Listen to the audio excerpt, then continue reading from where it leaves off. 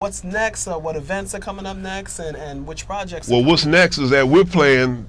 You and I are playing Dizzy's with the big band, July 12th through 15. 11th to 15. No, it's 12. They shaved off the first night because they're doing renovations at the club. No, they didn't. Because Dizzy's is closed that's the first right. week of July, so they're not going to be done That in ain't time.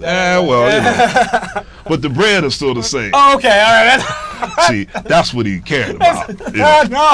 No. You don't fool me.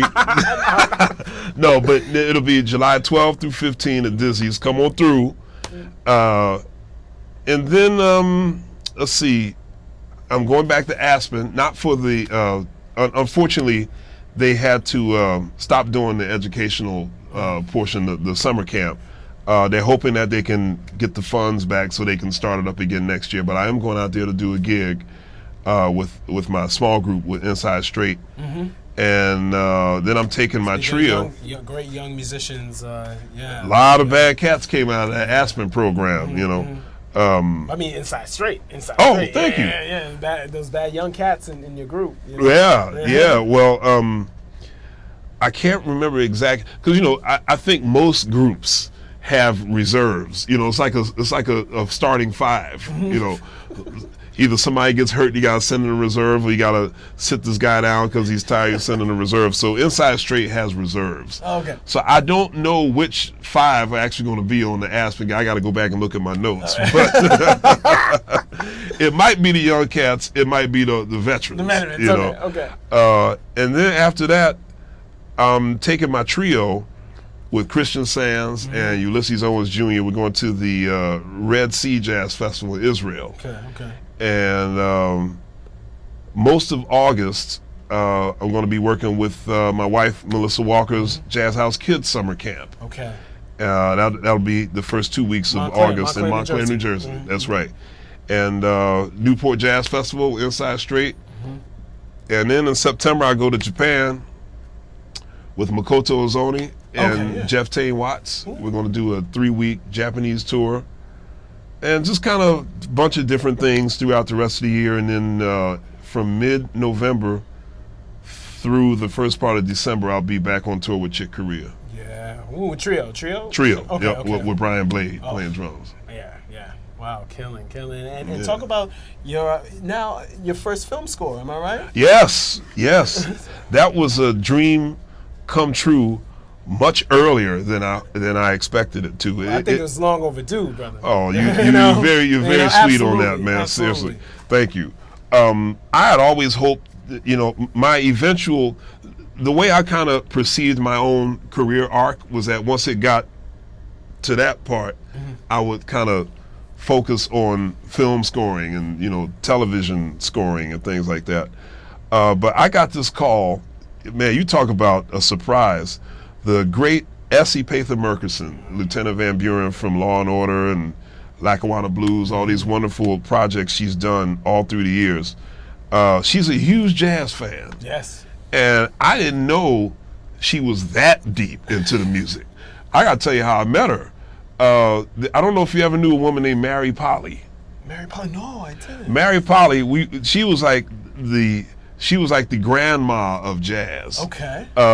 She was sort of like Della Reese in Harlem Nights. Okay. But she loved the music. She loved all the cats. She always supported everything. She was always at the gigs. She was always at the clubs.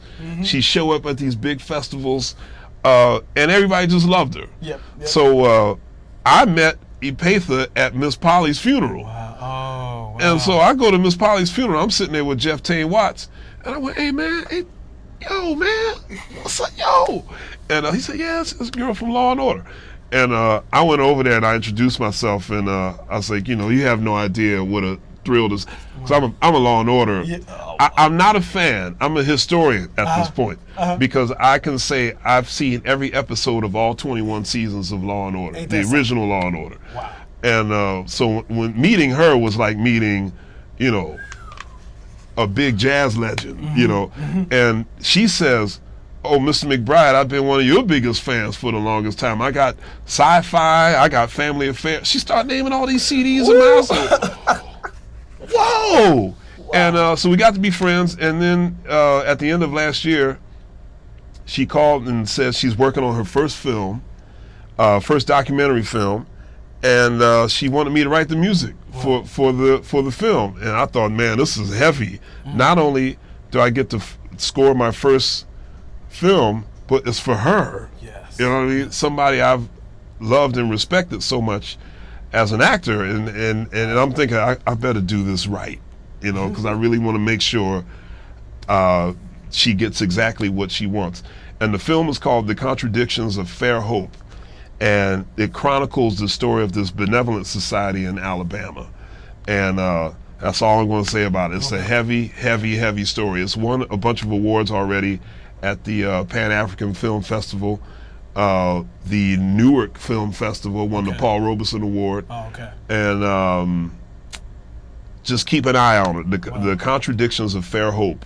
And probably HBO. Will it air on HBO? Possibly. I certainly hope so. There was talk that there was going to be something with HBO. Whoopi Goldberg narrates the film, and I had such a thrill working on it. Oh wow! Yeah, Did you get to talk with Ms. Goldberg?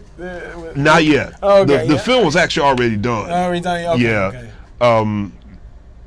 I don't know if I should say this on camera, but apparently Epatha had worked out something with somebody else in the beginning when she started the production of the film. That didn't work out.